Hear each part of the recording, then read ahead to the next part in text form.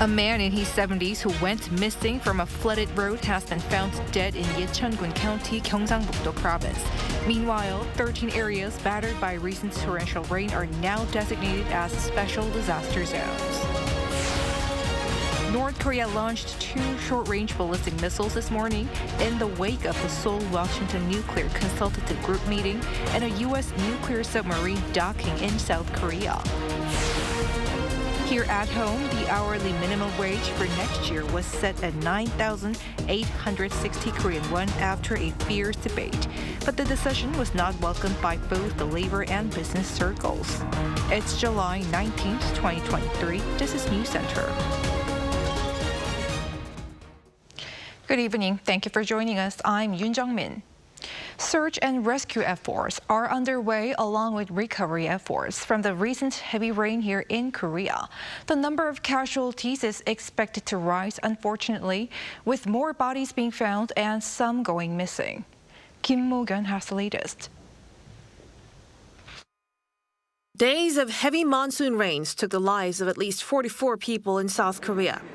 Data from the Central Disaster and Safety Countermeasures Headquarters Wednesday show that southern regions, especially Gyeongsang-buk-do Province, had the biggest number of deaths with 22, followed by Chungcheongbuk-do with 17. 35 others have been injured, with 6 people still missing. Nearly 17,000 people across the nation have been forced to evacuate from their homes, with some 8,000 still unable to return. More than 1,000 public facilities have been damaged, with over 900 private facilities being flooded and disfigured. The downpour also affected crops, with over 32,000 hectares of farmland being flooded, killing some 800,000 livestock. The number of casualties, however, is expected to rise as the body of one man in his 70s who went missing on Saturday was found on Wednesday in Yecheon-gun County, Gyeongsang-buk-do Province.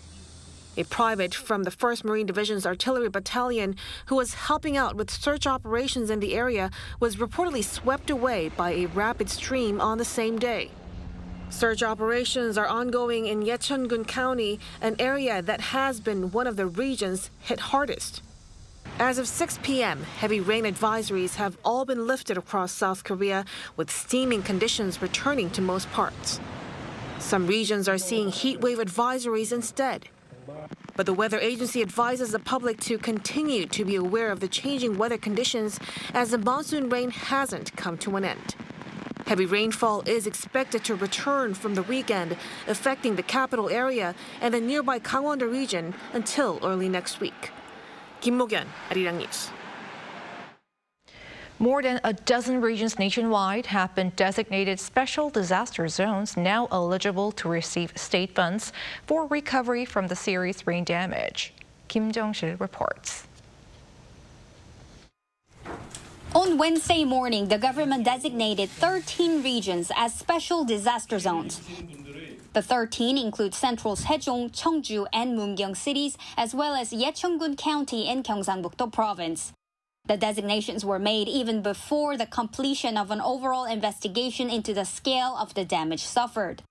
An official at the Safety Ministry told Arirang News the reason behind the swift decision. First, the government has a strong determination to take responsibility for restoration in the affected regions. Second, it hopes that with the designations, more people will be aware of the aftermath and thus volunteer to help those in the affected regions. These are some of the reasons that the government decided to respond preemptively. The Director General added that members of a special response team have been dispatched to 17 cities and provinces to help prevent further human casualties from the torrential rain and conduct investigations. The members will check on emergency repairs to roads, walls, and riverbanks, and will also assess damages and conduct further on-site analysis. With the designation, the special disaster zones can now receive state funds to pay for restoration work and repairs. Up to 80% of the costs will be paid for by the central government. Not only that, but also varied financial help will be offered to individuals, including tax relief and discounts on medical insurance fees and utility bills, among others. For things that can be repaired quickly, we hope to finish the work within the year. And for those that will take longer to fix, like bridges, for example, we hope to complete their restoration by the end of 2025. For the areas that haven't been designated special disaster zones yet, due to the continued rain and flooding hampering damage assessments, the government plans to conduct fact-finding as soon as possible and will make additional designations as necessary. Kim Jung-sil, Arirang News. North Korea fired 2 short-range ballistic missiles this morning. It's seen as an apparent protest against the arrival of a U.S. nuclear missile submarine to South Korea and the allies strengthening deterrence against Pyongyang. Our Defense Ministry correspondent Choi Min-jung reports. North Korea fires 2 short-range ballistic missiles in a display of discontent over Seoul and Washington's strengthening deterrence capabilities against Pyongyang. South Korea's Joint Chiefs of Staff on Wednesday morning spotted that North Korea had launched 2 SRBMs, one at 3:30 a.m. and the other at 3:46 toward the EC from the Sunan area.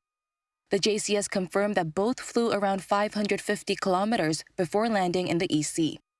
Experts believe that they are presumed to be the North's Iskander-type SRBMs, known as the KN-23. The North Korean version of Iskander is a ballistic missile, but is known to have excellent accuracy as well as considerable precision and speed. And given the flight distance, it seems highly likely that it was a retaliation against Tuesday's arrival of a U.S. nuclear-capable submarine in South Korea's port city of Busan. If you rotate the flight direction southward while keeping the same distance of 550 kilometers, the missiles would reach Busan. North Korea is demonstrating that it could use its tactical nuclear weapons to target the southern port. Experts also say the possibility of the regime strengthening its military provocations in the future is very high. Ahead of the upcoming Korean War armistice anniversary on July 27th, the regime must show its people not only its economic achievements, but military achievements as well. Following the launch, the presidential office held a meeting led by the second Deputy National Security Advisor to monitor the security situation. The JCS also strongly urged the regime to end its provocations. We strongly condemn North Korea's successive ballistic missile launches, as they are serious provocations that harm peace and stability on the Korean peninsula, as well as internationally, and are in clear violation of UN Security Council resolutions. The regime's latest missile launch is also widely anticipated to be a response to Seoul and Washington's first nuclear consultative group meeting held on Tuesday. Choi Min-jung, Arirang News. President Yoon Suk-yeol on Wednesday went to Busan to see the visiting U.S. nuclear missile submarine USS Kentucky and said its deployment shows the commitment by the ROK-U.S. alliance to extended deterrence of North Korea's nuclear program. 이를 통해 북한이 핵 도발을 꿈꿀 수 없게 하고 만일 북한이 도발한다면 정권의 종말로 이어질 것임을 분명히 경고했습니다. This is the first time in 41 years for an SSBN to be docked on the shores of South Korea, and it follows an inaugural meeting for the two countries' nuclear consultative group the day before. President Yoon took the opportunity to show his support for the troops of both South Korea and the U.S. and took a close look at the submarine. According to the top office, this is the first time a South Korean president boarded an SSBN and said it shows the level the alliance is at currently. Rival lawmakers at the Nat'l Assembly were unified in their criticism of North Korea's launch of the missiles. The ruling People Power Party's senior spokesperson Yoo Sang-bum denounced the launches, saying they were a critical act of provocation. Kwon Chil-sung, the main opposition Democratic Party's senior spokesperson, said the launches threaten not only the peace and balance on the Korean peninsula, but the international community. Both the lawmakers underlined that Pyongyang's actions were a clear violation of the United Nations Security Council resolutions. Tensions on the peninsula add up to South Korea bolstering its information sharing with the United States and NATO to address security threats posed by North Korea. For a closer look, here's our Oh Soo-young. South Korea is counting on greater information sharing with the United States and NATO countries to bolster deterrence against North Korea's fast-evolving security threat. On Tuesday, South Korea and the United States launched the Nuclear Consultative Group in Seoul after the bilateral dialogue channel was formed under Presidents Yoon and Biden's Washington declaration in April. This came amid concerns that North Korea's missile, nuclear, and fast-evolving cyber capabilities may outpace the U.S. extended deterrence policy of defending its allies under a nuclear or conventional attack. Seoul's Deputy National Security Advisor Kim Tae-ho said the NCG will address 5 key issues, including how to operate Washington's nuclear assets together with Seoul's conventional weapons, and the regular deployment of U.S. strategic assets to the south, along with various joint training exercises. However, critics say the absence of permanent deployment of nuclear weapons to South Korea could undermine the NCG's force to deter Pyongyang, especially as Seoul renewed its commitment to non-proliferation. NATO's nuclear sharing arrangement with Washington, in comparison, means some 100 B-61-type nuclear bombs are deployed to 5 allied countries as a show of strength to deter Russia. At the same time, others say the NCG is significant, providing Seoul with greater insights into Washington's strategic thinking and planning for nuclear contingencies. Korea and the United States have to be on the same page when it comes to nuclear posture, nuclear operation definition, nuclear deterrence operation, and nuclear decision-making. No one is sure to what extent South Korea will be empowered with its voices in America's nuclear planning debates. However, we have to make it happen when we are institutionalizing the NCG. Information sharing cooperation in particular is all the more crucial to enhance situational awareness about potential hybrid threats. South Korea enhanced information exchange with NATO last week, signing up to join the alliance's so-called BISIS system, which shares and utilizes military intelligence. But we do know that North Korea has been working together with China and Russia, for example, and obviously South Korea has suffered cyber attacks from Chinese government, Russian government, or groups that are very close to these governments. And NATO has a long experience in dealing with cyber security matters, including fending off cyber attacks, especially from Russia, but also from China. Experts say solidifying Seoul's role in critical strategic dialogue platforms will not only secure it from threats from North Korea, but enhance its role in security issues beyond the peninsula to that of a global pivotal state. Oh Soo-young, Arirang News. A U.S. national who crossed the demarcation line into North Korea yesterday has been confirmed to be an American service member, fleeing before being sent back home to face military discipline. The Pentagon has reached out to its North Korean counterparts. Payunji explains. An American soldier stationed in South Korea fled across the inter-Korean border into North Korea on Tuesday, while on a group tour of the joint security area located along the demilitarized zone that separates the two Koreas. The U.S. Army has identified the soldier as Private Second Class Travis King. The 23-year-old who joined the military in January 2021 had been reportedly held on assault charges and was released on July 10th. Media reports say his rank of Private Second Class after more than 2 years of service suggests he may have been held back for disciplinary issues or for failing to meet standards. This is because promotion to Private First Class is automatic after 12 months. In fact, at the time, he was reportedly being sent back to the U.S. to face disciplinary action. King somehow appears to have slipped out of Incheon Airport and managed to join a civilian tour to the joint security area in the border village of Panmunjom, a tourist attraction that's located just 50 kilometers from Seoul and about 160 kilometers from North Korea's capital, Pyongyang.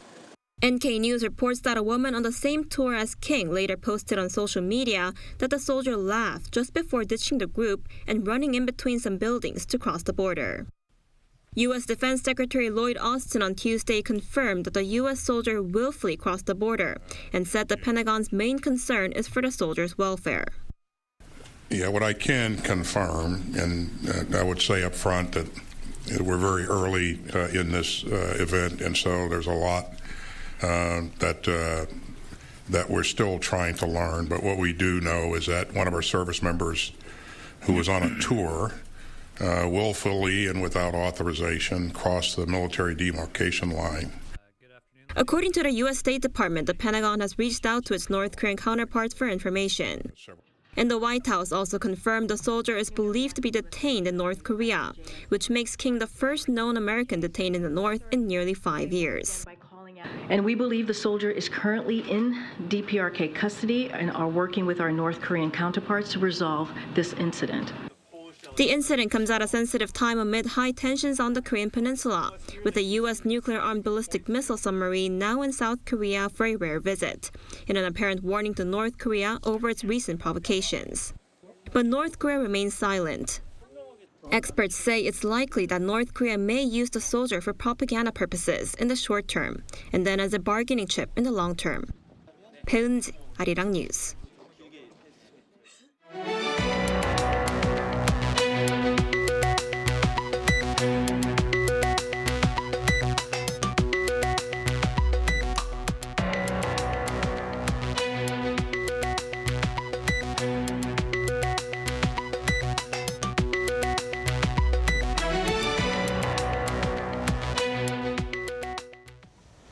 Here in Korea, after hours of a fierce debate, the hourly minimum wage for next year was set at 9,860 Korean won, up 2.5%. But it is not welcomed by both the labor and business representatives. Moon Hae-ryun with more. The minimum wage for 2024 has finally been set at 9,860 Korean won per hour.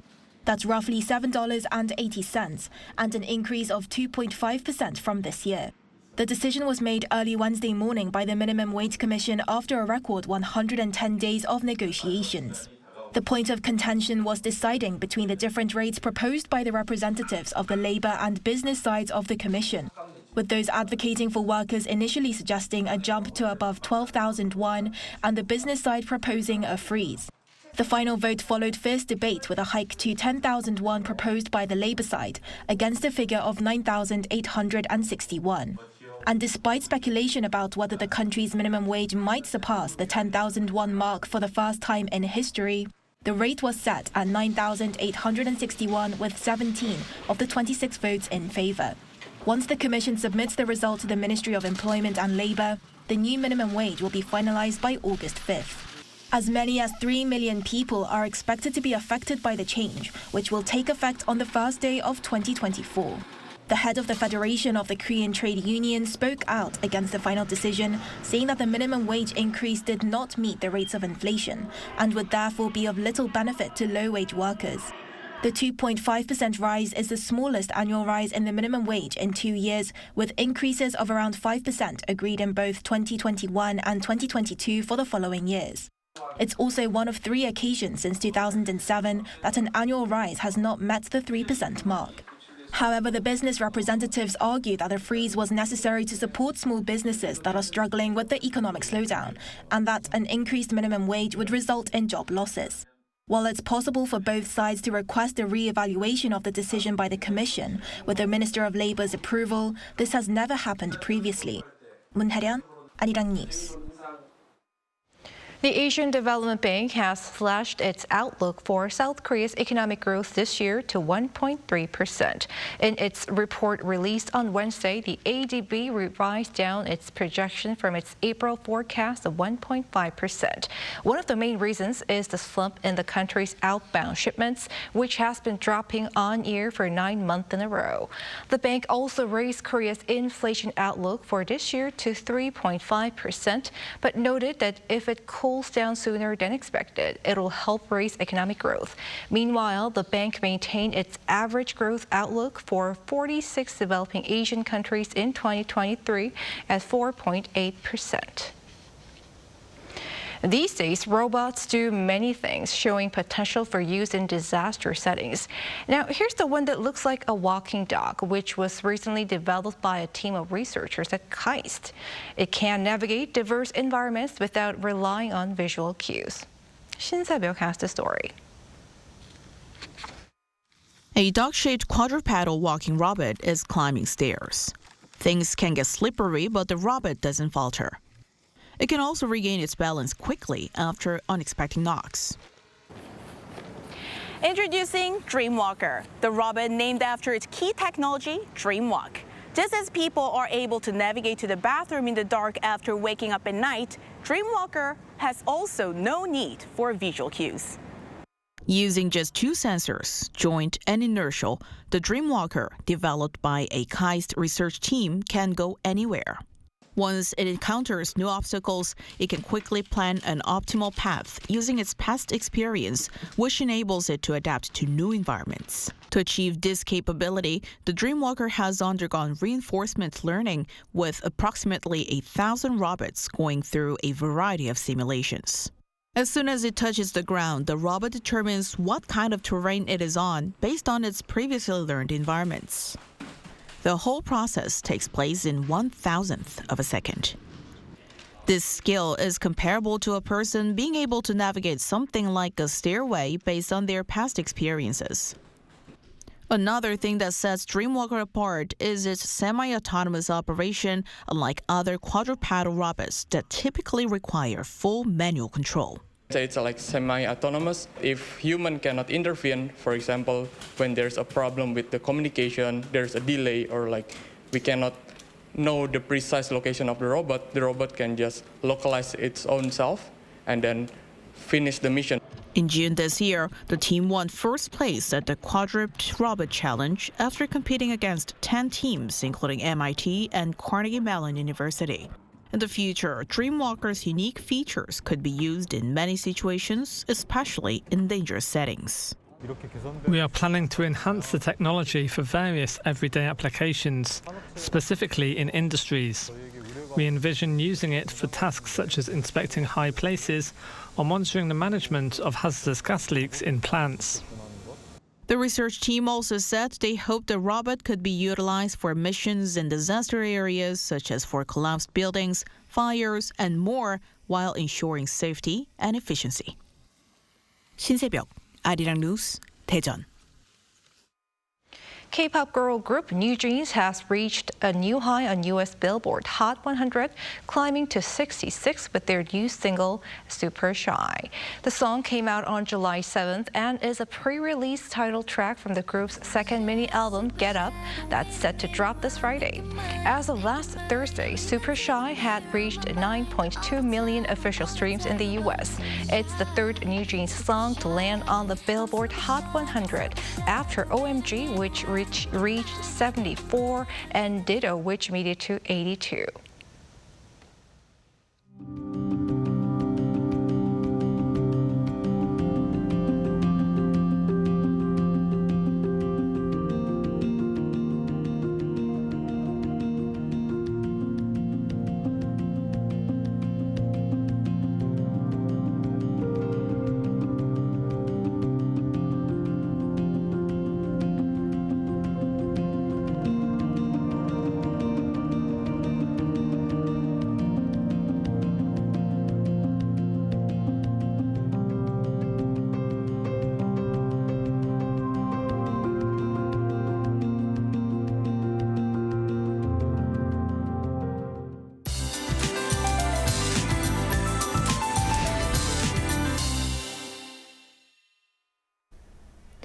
The monsoonal rain front has now moved out of the peninsula. Sunny skies will prevail tomorrow and temperatures will soar as well. Maximum temperatures in Seoul will be hiking up to 33 degrees Celsius. Other regions such as Jeonju and Andong will be sweltering at 32. For now, heat wave alerts are in place for much of South Korea, including here in Seoul. Chances are high that they will stay in place for most inland regions tomorrow. This means that sensible temperatures will exceed 32 degrees, along with high humidity levels. Under blazing sunshine, UV ray index will soar significantly, while the entire nation will see UV ray index in the high to very high range. More extreme conditions are forecast for Jeollado and Gyeongsangdo provinces. To avoid any skin aggravation, make sure to wear your sun protective items when heading out. Morning temperatures in Seoul will be starting off at 24 degrees. Maximum temperatures will be rising significantly nationwide. Seoul and Chuncheon will get up to 33, Daejeon and Gwangju 32, Busan will reach 29 degrees. Another monsoonal rain front will enter the country on Saturday. This round of rainfall will contain heavy downpours again, so please be extra prepared. That's all for now, and to the weather conditions around the world.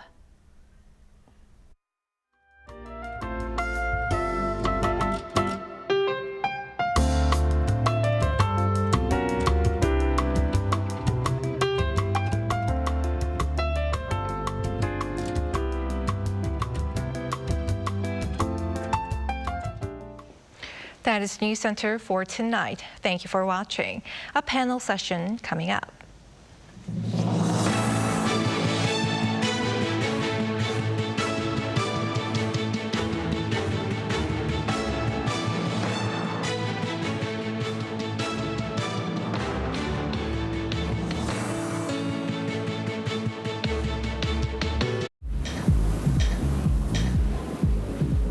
Welcome.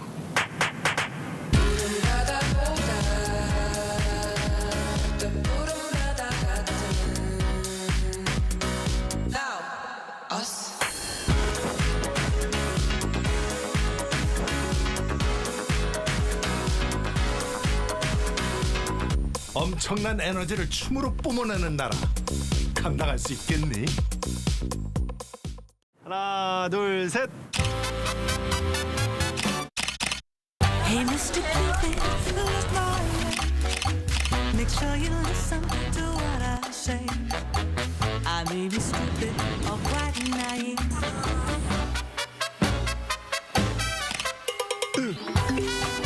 끝없이 쏟아지는 포토스팟.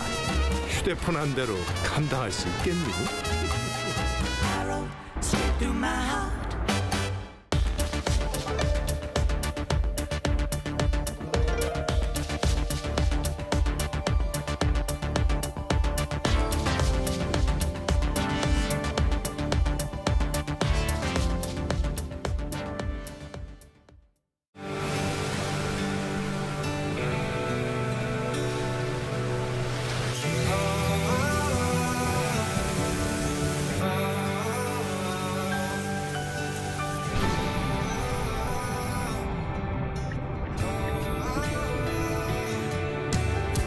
Busan, Korea is already reaching the entire world. Like ocean waves that travel far and wide.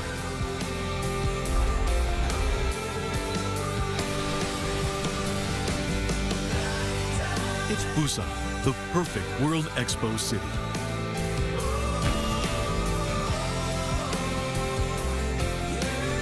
Transforming our world, navigating toward a better future.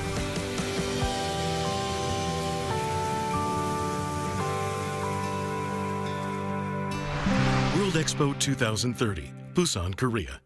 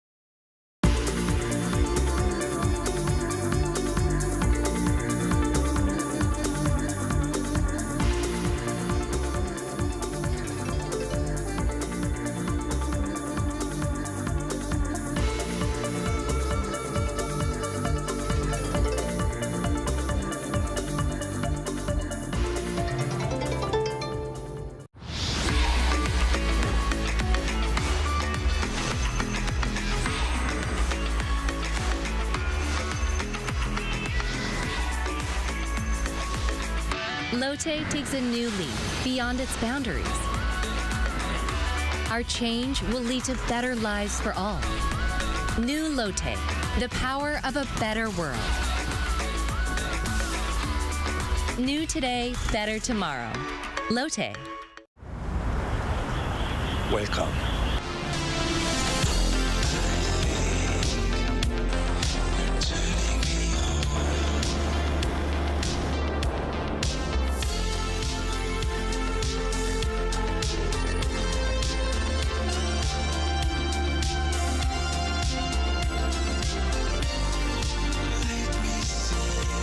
(24시간) 불이 꺼지지 않는 나라.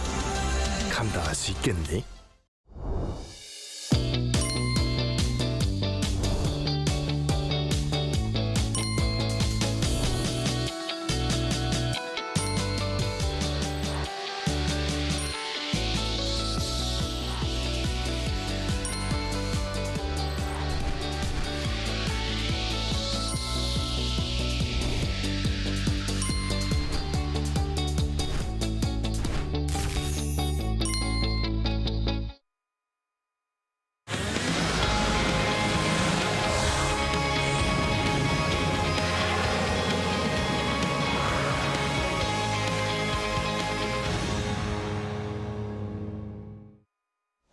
Hello everyone, it's Wednesday and you're watching Within the Frame. I'm Kim Bo-kyung. North Korea this morning fired 2 short-range ballistic missiles into the East Sea, perhaps as a reaction to the inaugural meeting of the Nuclear Consultative Group between Seoul and Washington and the arrival of a U.S. nuclear ballistic missile submarine at South Korea's port city of Busan. The launches come less than a week after Pyongyang last Wednesday fired a Hwasong-18 solid-fuel ICBM. Now, what are North Korea's intentions? And is coming back to the negotiating table no longer an option for the regime? To discuss this, we invite into the studio Dr. Go Myung-hyun, Senior Fellow at Asan Institute for Policy Studies. Dr. Go, welcome. Thanks for having me. All right. And we also have Brian Myers from Dongsa University. Professor Myers, thank you for your time. Thank you. All right, now first question to our Dr. Go. Pyongyang fired a Hwasong-18 solid-fuel ICBM last week during the NATO summit, and again in the early hours of today morning, it fired 2 short-range ballistic missiles. Now, what can we talk about this intention and timing of such launches? So North Korea is always trying to send a message behind each provocation. So the timing of the launch of the Hwasong-18 coincided with the NATO summit in Vilnius in Lithuania. And clearly, North Korea wants to send a message to the rest of the world that North Korea is still in play, that it cannot be ignored, and also that it has the nuclear capability to threaten the wider world. But also, I think there are other motivations behind the test of the ICBM, Hwasong-18. So I think North Korea also trying to achieve technical milestones in this case. North Korea had first tested out the Hwasong-18 solid fuel ICBM back in April, and then it was a successful launch, but then it didn't meet certain technical benchmarks. This time around, only 3 months after the first launch, North Korea had a much more successful test. So, for instance, it reached a much higher altitude than the previous one, which implies that the complete range, when it's launched at a normal angle, is capable of reaching the continental United States as well as the east coast of the United States. And also, it's a solid fuel engine, so it's another technical milestone for North Korea. So I think that these are the 2 motivations behind North Korea's recent Hwasong-18 test. Right, I see. Now, Professor Myers, so our Dr. Go already briefly talked about it, but the last time we saw SRBMs fired was back in March, while the ICBM launch on July 12th, which is last week, was the second solid-fueled ICBM launch since April. Now, as far as I know, the missile flew for 74 minutes at an altitude of over 6,000 kilometers. Now, has there been any noticeable advancement in the performance of both kinds of weapons since the previous launches? Well, to start with the short-range ballistic missile last March, the general consensus at that time was that it had been tested more as a political statement than in order to test any significant new capability. And I think that was true of the most recent SRBM launches as well. As your news report made clear at the top of the hour, the main effort was to signal dissatisfaction with the arrival of the nuclear submarine in Busan. So this latest ICBM launch was certainly more significant as a marker of technical progress, and the test was a great success, not just because the Hwasong-18's flight lasted longer than it did last April, but also because it rose higher before falling, which is really important because it indicates that if you fire the missile at a lower angle, at a different trajectory, in other words, it can reach anywhere in the continental United States. And this is great news for the Kim regime, and it's kind of a restoration of face for Kim Jong-un in particular, after that fiasco where the South Koreans managed to salvage the body of the ICBM from the Yellow Sea. And it marks a step forward for the nuclear program, but it's not a particularly large step forward because really the capability to strike the United States had arguably been reached already. But if any doubt was lingering in the minds of American observers, or any hope, to put it another way, I think that's been dispelled now. I see. So there were indeed some sort of advancements made.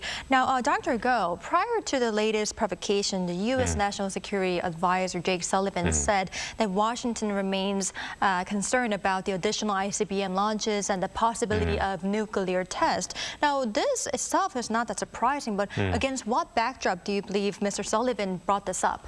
So clearly, the United States is always watching North Korean behavior.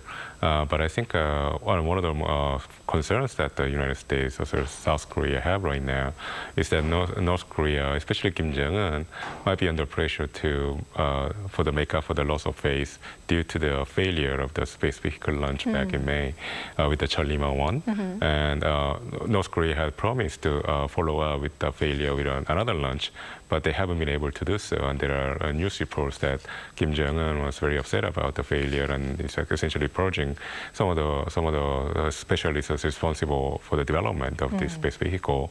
So I think that could have been one of the explanations behind the North Korea's faster than anticipated second test of the Hwasong-18 in order to make up for the failure earlier. And also I think North Korea is trying to make up for the lost ground this year, because compared to last year, the pace of provocation by North Korea has slowed down a great deal. And there are clearly perceptions that the North Korea is not that important in the list of priorities for the Biden administration, and it has less of an influence in what's going on in the region. I mean, partly is due to the fact that North Korea is also not reaching out to its neighbors, not putting enough effort in engaging diplomatically with the international community. But then I think in North Korea's own mindset, they are probably afraid that they're being forgotten. So I think so there are many different ways North Korea could go about restoring its position of influence in the region. And one of the red line provocation will be the nuclear test. But then it has a lot of downside for North Korea. If North Korea carries out a nuclear test at this juncture, will be tantamount to declaring that there will be no dialogue whatsoever with Washington or Seoul for the foreseeable future. And then it will really strengthen South Korea's hands in terms of strengthening the extended deterrence measure with the United States. So I think this is one of the reasons why North Korea might be considering the nuclear test, but then also being held back because of these concerns. Right, I see. Now, Professor Myers, regarding North Korea's reaction, the sister of the North Korean leader, Kim Yo-jong, is maintaining a stern posture and recently even said that denuclearization is not a realistic way to go. And given that Pyongyang did not send its foreign minister to the recent ARF yet again, does this show it is no longer an option for North Korea to come back to the negotiating table for now? Well, the foreign minister doesn't put in very many appearances around the world. And if you're going to be very selective about where you turn up, I don't think the ASEAN Regional Forum is going to be very high on your list of priorities. But I don't see that as an indication that Pyongyang has shut the door forever on the possibility of negotiations with the United States. Kim Yo-jong is indeed maintaining a stern posture and playing the bad cop, if you will. But that's the role she's been given to play pretty much since the Hanoi summit failed in 2019.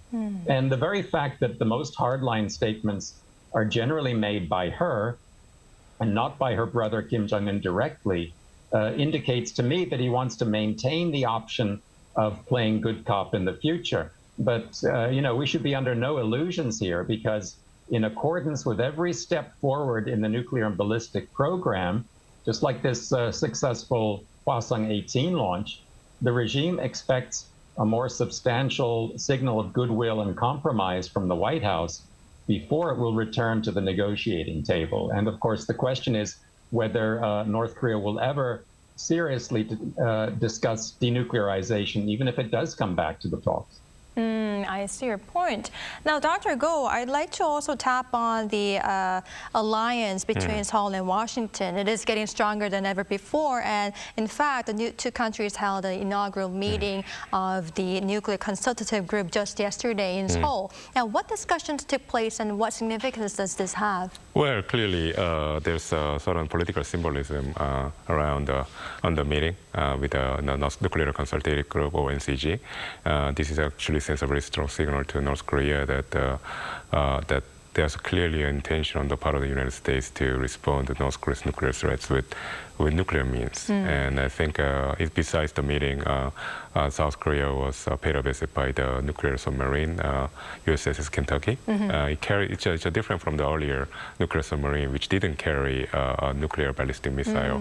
But this time around, the USS is known to carry, or at least capable of carrying, nuclear-tipped ballistic missile that's launched from a submarine. So these are essentially in messaging system, messaging going on from Seoul and Washington towards North Korea that the extended deterrence is getting stronger. And we have to pay attention to the name of this consultative mechanism, which is an NCG, not an extended deterrence consultation group.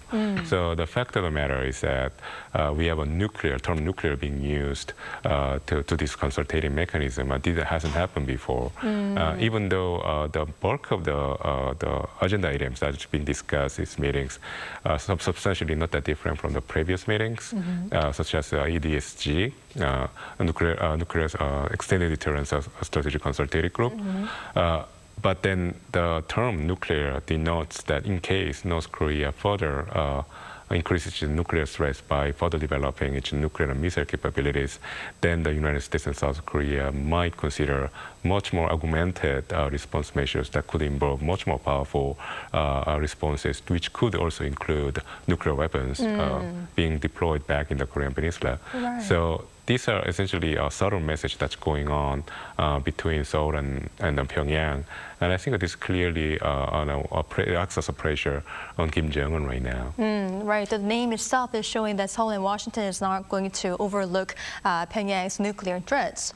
Right, now Professor Myers, the trilateral alliance is also deepening, and as a matter of fact, Seoul, Washington, and Tokyo staged a trilateral missile defense exercise in international waters in the East Sea on Sunday. Now, how is this three-way alliance developing? Well, Japan and the United States, I think, are going to continue pursuing three-way cooperation, regardless of which leaders come to power in Washington and Tokyo over the next few years. But South Korea, let's face it, it will likely stop participating in that kind of exercise the moment the nationalist left returns to power, the opposition party. So I'm not all that confident in the prospects of this informal three-way alliance. Let's remember, it's not a formal trilateral alliance yet, consolidating over the long term. But as you've reported, of course, Busan just played host to a U.S. nuclear submarine.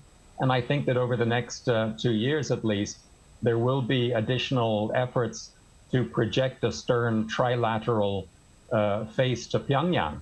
But with South Korea's ruling party in the minority in the National Assembly and the opposition still making hay out of the whole Japanese nuclear wastewater issue, I don't expect any great formalization or deepening of this partnership in the short term. I see. Now, Dr. Go, I'd like to also tap on the relationship between ASEAN and North Korea. ASEAN has seemingly close relationship with North Korea, but the latest statement issued by the ARF expresses concerns over North Korea's recent provocations. Now, what does this hint at? Well, it clearly shows that the level of isolation that North Korea finds itself in right now in the international community. And it shows that North Korea's nuclear and missile developments are now paying the dividends that North Korea expected. So North Korea is not being considered as a major power because it possesses nuclear missile capabilities. On the contrary, North Korea is being treated as an international pariah. So that is the reason why the ARF or like ASEAN Regional Forum has condemned North Korea's behavior is because ASEAN is one of the few regional mechanisms that had essentially, I would say, a more charitable view of North Korea's behavior. That there are countries in ASEAN that are pretty friendly, had actually had a pretty friendly relationship with North Korea, and these countries had a more, I say, like a positive disposition towards North Korea's statements or like claims that they are developing nuclear weapons for its own defense.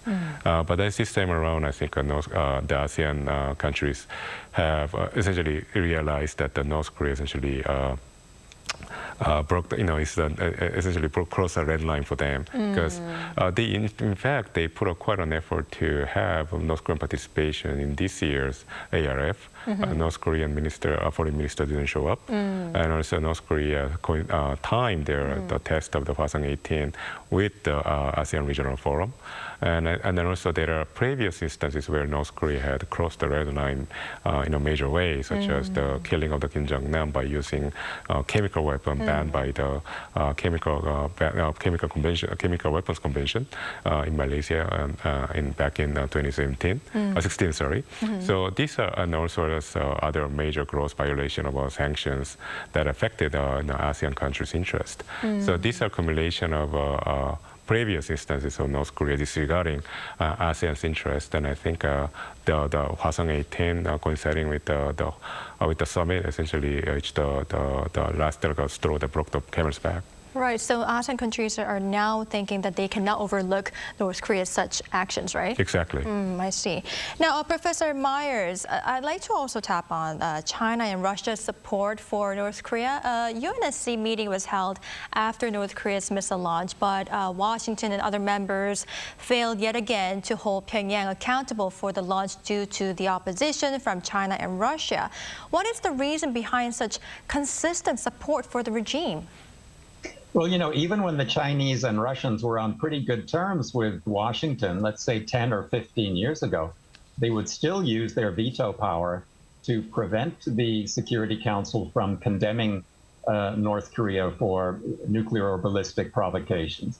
North Korea has depended so heavily on aid and trade from those two countries for over 70 years now that neither the Russians nor the Chinese see its nuclear program as a problem for their own security. So now that America is arming and supplying a country at war with Russia and pressuring other countries to join the American trade war with China, we can hardly be surprised that neither Moscow nor Beijing really wants to do Washington any favors in the UNSC. As they see it, as the Russians and the Chinese see it, the trilateral cooperation between the US, South Korea, and Japan in the region, which we've just been talking about, raises the need for trilateral cooperation between Moscow, Beijing, and Pyongyang. So the Security Council is not going to be condemning North Korea for the foreseeable future. I see your point. Now, Dr. Goh, so that being said, National Security Advisor Jake Sullivan, he also urged China to play a bigger role from escalating the situation and asked to, do some more, right? But what do you believe Washington is asking China to actually play, and do you think this is possible? Well, first of all, I think there's always this expectation that China could play a possible, but actually positive role in stabilizing the regional situation, or, for instance, exercising influence over North Korea to, at least, pressure North Korea from further carrying out its provocations, or even engaging in denuclearization altogether. But then those expectations are proven to be wrong. So we've been disappointed by Chinese, I would say, lack of interest or lack of effort in stabilizing the situation. And I think the reason is very simple. I think China finds North Korea's nuclear and missile development favors its strategic interest in the region. There's no doubt about it. I mean, North Korea's nuclear and missile developments have been going on for at least 3 decades. But then it had a linear progression. China has never put enough effort to hold North Korea back in that sense. And I think it demonstrates that the Chinese government finds North Korea's WMD development allows it to expand its influence in the region because it's portrayed as possibly an honest broker that could secure the situation for the international community. But I think what's really going on is that the Chinese government finds that North Korea's behavior serves its strategic interest, but on the other hand, it pretends that it remains neutral because North Korea is a very toxic player in the international community right now. It develops nuclear weapons and missiles. It's very threatening to the international peace. So it tries to keep North Korea at a distance. So I think, but then this still gives an impression to some observers that China could be an honest broker, and I think it's wrong. All right. Professor Myers, I believe this will be our last question. So very briefly, North Korea's envoy to the UN also made their first appearance and requested to be allowed to speak at the meeting. And this was apparently considered unusual because it was the first time in more than 5 years. What was the reason behind this? Well, here's where I differ a bit with Dr. Go, because I think this appearance reflects the North Koreans' confidence in the course of geopolitical developments. And by that, I mean not just confidence in the support of China and Russia, but also a mounting sense that Western support for the United States is starting to crack here and there, and that even conservative opinion in America and Western Europe is increasingly sympathetic to Russian and Chinese positions. That's not necessarily an improvement in North Korea's image, of course, but still, I think the North Koreans could be calculating that this is a good time to get a wide international hearing for their own case. And that speech was generally a measured one. The North Korean denied that the latest launch threatened the security of North Korea's neighbors. He drew attention to the nuclear submarine in Busan. Now, we can differ with the thrust of his speech, but it was by no means an unreasonable rant. And I think even many Western conservatives who are very unhappy with America's role in the Ukraine conflict are starting to get receptive to that sort of rhetoric. So I think we might see more of this kind of relatively restrained public diplomacy from Pyongyang in the future. Right, I see. We'll just have to wait and see what happens.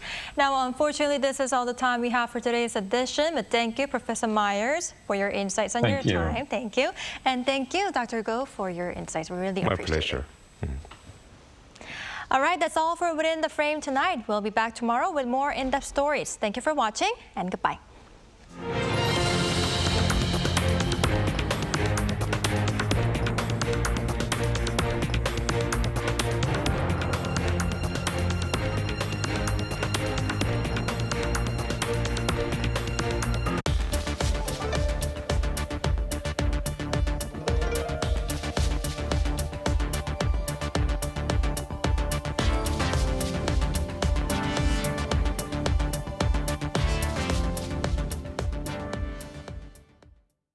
Thank you.